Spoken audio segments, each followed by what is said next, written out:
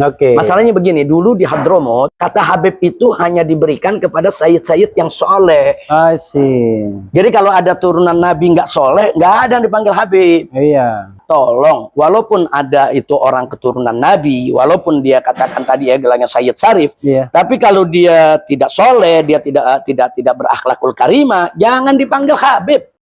Kesakralan dari gelar suci cucu dari Nabi Muhammad SAW di Indonesia mendapatkan sorotan tajam dari publik yang semakin mengira bahwa Ba'alwi sedang bermain-main dengan api. Ba'alwi dianggap sebagai sebuah cucu palsu dari Nabi Muhammad SAW karena dinilai sebuah legitimasi tersebut disalahgunakan di negeri ini. Publik mengira ini adalah sebuah skandal besar karena mendapatkan gelar suci dari Nabi Muhammad SAW secara abal-abal. Gelar Habib Ba'alwi yang digadang-gadang dan selalu dipromosikan bahwa nasabnya tersambung kepada Nabiullah Muhammad SAW semakin hari semakin mendapatkan penolakan tajam di Indonesia. Bahkan masalahnya bukan benci, tapi kebal terhadap kritik-kritik dan menuai pro kontra di negeri ini, sahabat beriman semua. Gelar yang dipakai sebagai sebuah tameng, nasab dijadikan sebagai sebuah rem, dan kritik dianggap sebagai sebuah tindakan ilegal kepada klan Habib Ba'alwi. Benarkah nasabnya tersambung kepada Nabiullah Muhammad? Dan sangat cepat rasanya dari waktu ke waktu, di tahun 2026 di sini, klan Habib Ba'alwi semakin kritis. Ba'alwi yang selalu digaung-gaungkan menjadi cucu asli dari Muhammad SAW dan mendapatkan legitimasi unik dari masyarakat Indonesia bahwa para mukibinlah yang mempercayai sepenuhnya bahwa Ba'alwi adalah cucu dari asli Nabi Muhammad SAW. Namun dari pembatalan nasab termasuk Kiai Haji Madudin Usman bahwa semuanya nonsen dan dianggap sebagai sebuah pembodohan terhadap umat ini. Pembodohan-pembodohan umat yang dilakukan oleh klan Habib Ba'alwi memang tidaklah kaleng-kaleng, sahabat beriman semua. Bagaimana mereka menjadikan cerita khurafat sebagai cerita utama untuk mengelabui umat sehingga umat semakin dibodohi dengan cerita-cerita tersebut dan seakan-akan tidak bisa membedakan mana cerita asli yang benar-benar karomah dan yang mana cerita-cerita tersebut menjadi cerita bahwa pemicu bahwa klan Habib Ba'alwi menjadi tokoh sentral dan tokoh yang harus disembah di negeri ini sempat mendapatkan penolakan tajam dan nasabnya semakin tak tertolong. Bahkan di Indonesia, klan Habib Ba'alwi yang mengaku nasabnya tersambung kepada Nabiullah Muhammad SAW mendapatkan pertanyaan besar mengenai siapa sebenarnya yang bermain-main di belakang klan Habib Ba'alwi.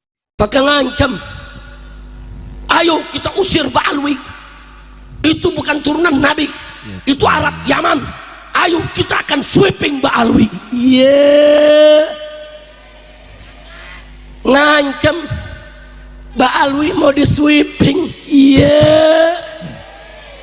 Saya tantangi mereka, ini Habib Rizik, ini Ba'alwi, kapan ente mau sweeping? Nggak datang-datang.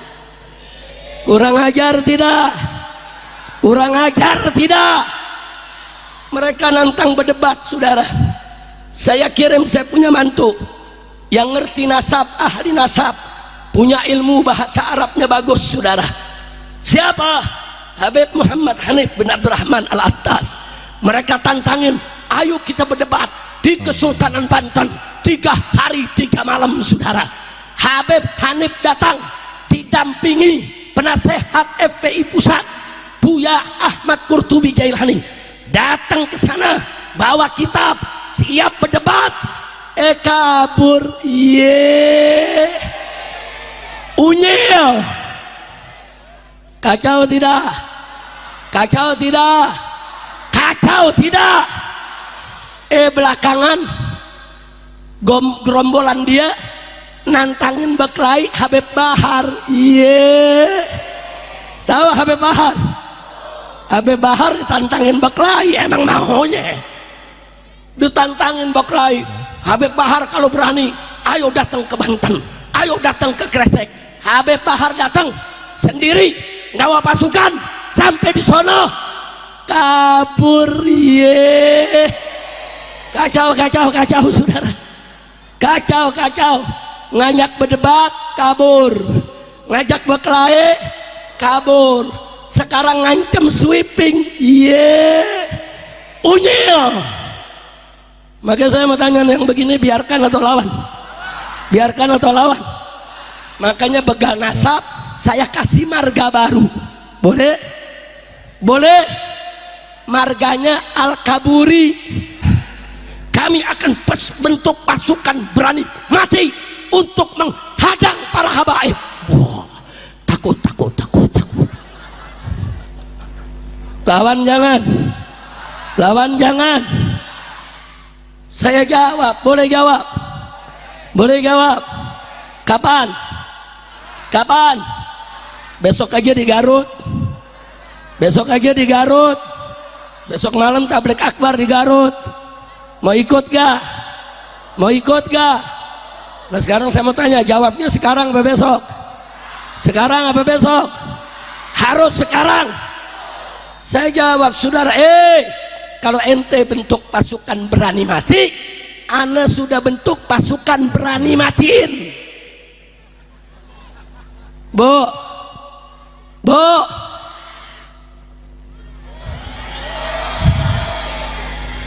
Pak, lu jangan kalah sama ibu-ibu. Ibu-ibu semuanya dadah lu. Bu, takbir. Pak, Bapak, ada yang nanya, Habib, kok ada pasukan berani matiin, Habib? Apa enggak ekstrim? Jawab jangan. Kapan? Sekarang lagi. Udah serak, capek bu. Bu, besok aja ya. Harus sekarang. Nah saya mau tanya dulu nih, semua jawab rame-rame. Kalau ada pasukan berani mati, terus nggak ada yang matiin, kesian nggak? Kesian nggak? Pasukan berani mati, nggak ada yang matiin, kesian nggak? Jadi nggak seru, betul? Ada pasukan berani mati, kita bikin pasukan berani matiin. Harus dijadikan sebagai sebuah panutan, dan ahlakul karimah yang selalu dicerminkan kepada klan Habib Alwi seakan-akan jauh panggang daripada api. Benarkah nasabnya tersambung kepada Nabiullah Muhammad SAW? Sedangkan Nabi Muhammad SAW pernah bersabda, innama bu'istu liutammima makarimal akhlak.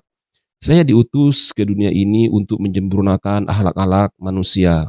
Bagaimanakah dengan klan Habib Alwi dan bagaimanakah dengan citra akhlak yang selalu didepankan kepada umat?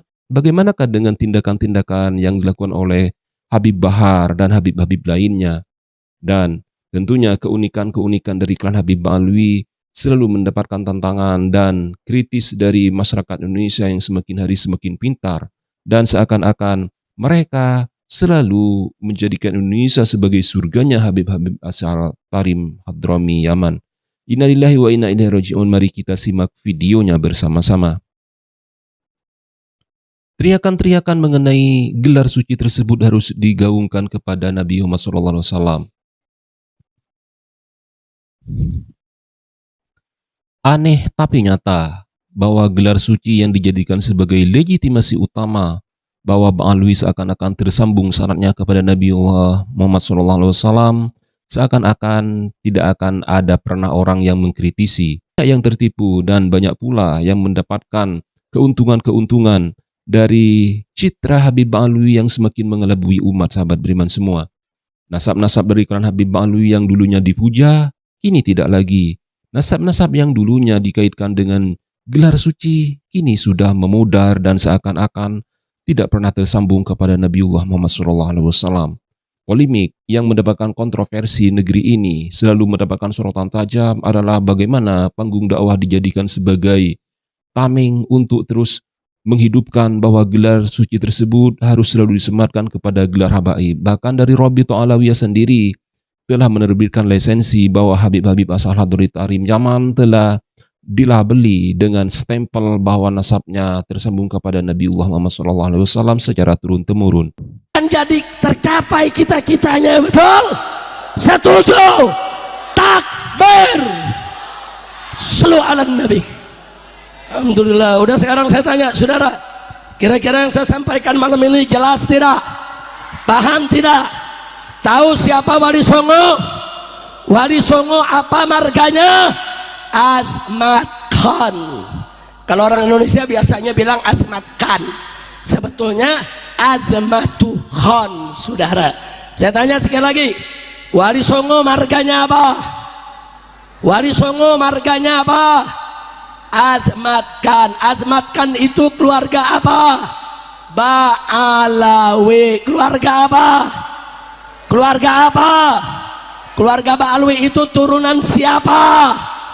Turunan Nabi Muhammad Sallallahu Alaihi Wasallam. Begitu saya tanya, saudara, bangga tidak dengan Wali Songo? Siap bela Wali Songo? Siap jaga nasab Wali Songo? Takbir! Sallu ala Nabi. Ini yang saya mau sampaikan, saudara. Nah, sebelum saya akhiri, ada yang tanya, lalu apa perbedaan Azmat Khan Wali Songo dengan para habaib yang ada di Indonesia? Saudara, mereka satu kakek, mereka satu njit, satu datuk, satu keluarga. Bedanya, pertama, Azmat Khan ini yang lebih dulu datang ke Indonesia, saudara.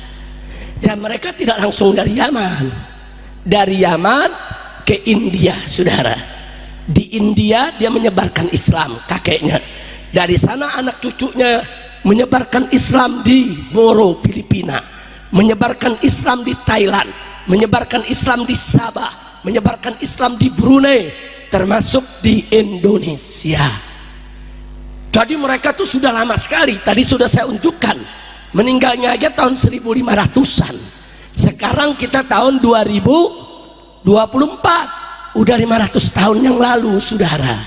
Sehingga mereka sudah berbaur dengan bangsa Indonesia. Nah, karena mereka keluarganya banyak menjadi sultan. Kalau ada yang nanya, kok dari luar negeri datang bisa jadi sultan? Kan tadi saya udah ceritakan, karena kawin sama anak raja, saudara. Sehingga keturunan mereka, saudara, diangkat menjadi raja di Pulau Jawa ini, saudara. Nah, yang namanya kerajaan, yang namanya kesultanan, itu nasab dijaga, saudara. Di Kesultanan Banten, Kesultanan Cirebon, saudara, itu nasab Wali Songo dijaga. Nggak boleh sembarangan orang nyantel di sana, saudara. Hanya saja karena mereka keluarga bangsawan, mereka keluarga raja, mereka keluarga sultan, yang dicatat bukan hanya keturunan lelaki, anak perempuan dicatat, saudara. Bagaimana ke depannya para pembatal nasab agar bisa meyakinkan umat bahwa klan Habib Ba'alwi semakin terjungkal? Tentunya polemik akan terus mendera terhadap klan Habib Ba'alwi karena mereka bersumpah nasabnya di dalam diri mereka tersambung darah dari Nabiullah Muhammad SAW.